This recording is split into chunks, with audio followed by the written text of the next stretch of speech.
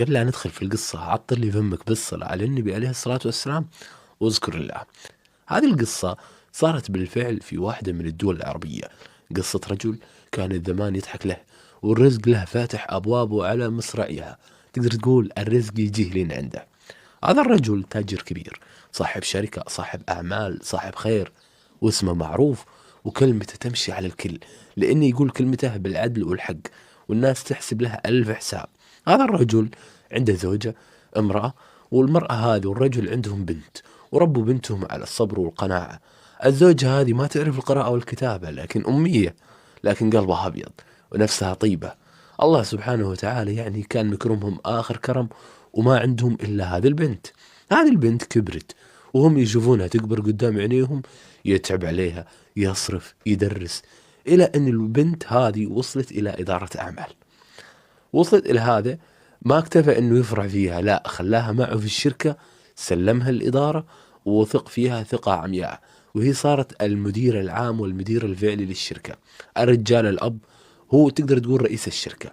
البنت هذه كانت ذكية وكانت نبيهة، لكن البنت ما كانت جميلة، كانت طبيعية عادية مثلها مثل أي بنت العادية. ويعني عارف اللي ما كانت جميلة بالمعايير اللي الناس تمشي عليها. الله ما رزقها بجمال الشكل، لكن الله عوضها بشيء أعظم، جمال الروح وبر والديها. وهذا اللي كان مخلي أبوها مرفوع الراس فيها ويتفاخر فيها قدام الناس. في يوم من الأيام جاهم رجل، تعرف على البنت وتقدم رسميا يطلب يدها. الأب استغرب، قال له يا أخوي أنت من وين شفت بنتي؟ فالولد قال شفتها في المكان الفلاني، والناس الفلانيين يعني قالوا لي هذه بنت فلان وكذا، وأعطوني العنوان. فهني الأب سكت، لكن قلبه ما سكت. راح سأل بنته، قالت يا أبوي خلني يعني شوي نستخير نسأل عن الرجال. فسألت البنت وسأل الأب، وكأن البنت تبي وقلبها ميال.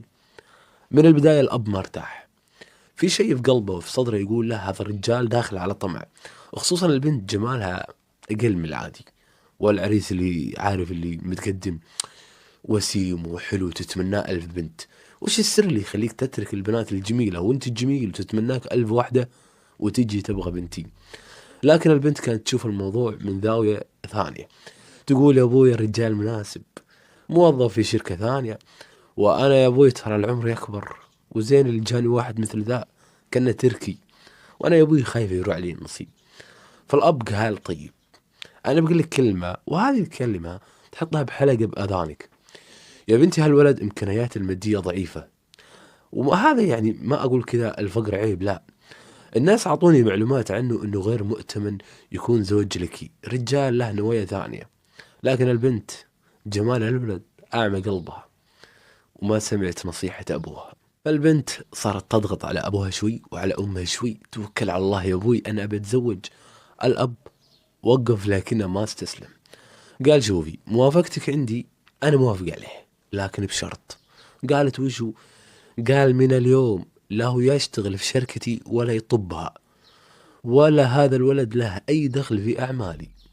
الشركة لي ولك، وأنت المدير العام وأنا الرئيس. وبكرة يا بنتي يضغط عليكي تقولين يا أبوي توسط لزوجي يشتغل عندنا، ترى ممنوع. فقالت البنت أبشر، وقالت ترى يا أبوي هذا الأصول وهذا المفروض هو المسؤول عني وعن بيتي. قلت لك البنت تربيتها سليمة. وبعد فترة تم الزواج. في البداية هالرجال وفر شقة، لكن مع الوقت بدأت الأمور المادية تضيق عليه، صار يلمح، صار يصرح، وحاول يضغط عليها من باب الحب ومن باب يعني عارف اللي زوجه وزوجة في البيت، ويقول لها ليش ما تعينيني في شركتكم، انت المدير العام، وترى انا محاسب ومجالي مناسب.